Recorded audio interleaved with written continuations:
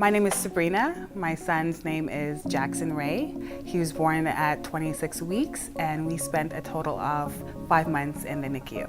To me, self-care means just that, taking care of yourself and being intentional about taking moments to make sure that you are okay.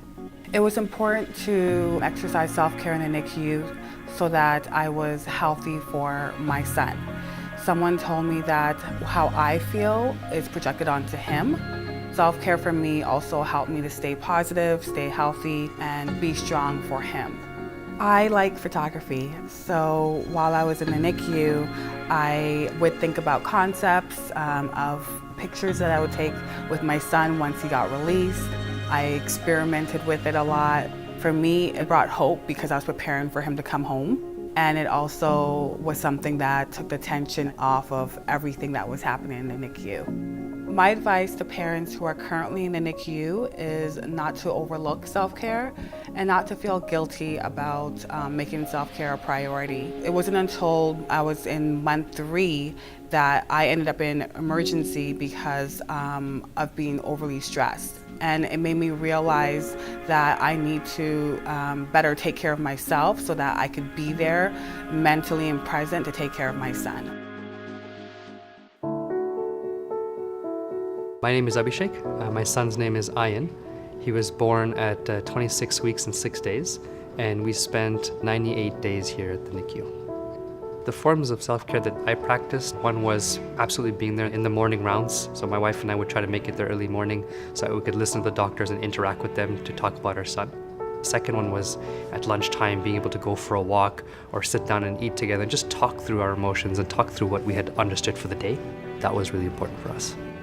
Being in the NICU, one of the most important aspects of it was being able to hold my son and let him know that I was there for him. Being calm and just letting that emotion and that bonding happen, it was really important for me. My advice to dads specifically, as men, we're not always prone to talking about our emotions, we don't express ourselves, but I think it's very important in a situation like this, if you really want to be there for your child, talk to someone, whether it be a friend, whether it be a loved one, refocus and unwind, so that when you are with your child, you're calm, when you're holding them, that sensation is going to be important for the child.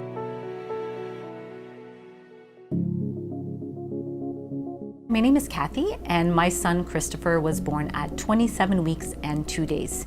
He spent 11 weeks in the NICU combined at Mount Sinai Hospital and Credit Valley Hospital.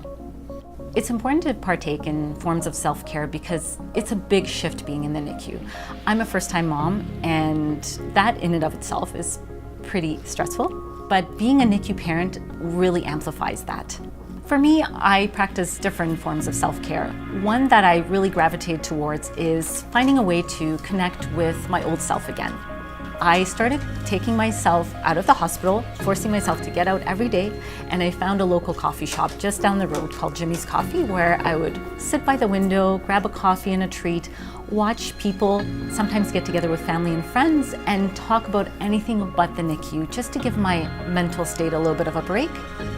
My advice to parents would be listen to what the hospital staff are telling you when they gently push you to grab lunch, go for a walk outside, even take a nap if you can. Do not feel guilty about caring for yourself. It is incredibly important that you do something for yourself each and every day so that you can be your best you. My name is Marlene. My son is Asher. He was born at 30 and 1, and we were here at Mount Sinai's NICU for 57 days total, and the NICU's was 68 days. As a parent, if I don't take care of myself, I'm not going to be any good to my child. And that's basically what made me do it, because under other circumstances, I might not have. It was an incredibly tumultuous time, so it was very hard to think straight and think clearly and do logical things. But the one thing I was terrified of was becoming sick and not being able to be there for my baby. He was so young, and I'm a single parent, so if I wasn't there, no one was going to be there. I felt very much alone, and so I blogged. And blogging allowed me to stay in communication with my community and my family, to update everybody all at once, and also to receive back their responses so that I knew that people were actively listening and inquiring about his well-being and my well-being. My advice to parents in the NICU right now would be, number one, to use all the resources available to you. They're amazing, the social workers, the nurses. The other piece I would say is be gentle with yourself. If there's something that you can't do that everyone's urging you to do to take care of yourself, sometimes you just can't. So be okay with that you're not going to be able to do all the things you think you should do as a NICU parent.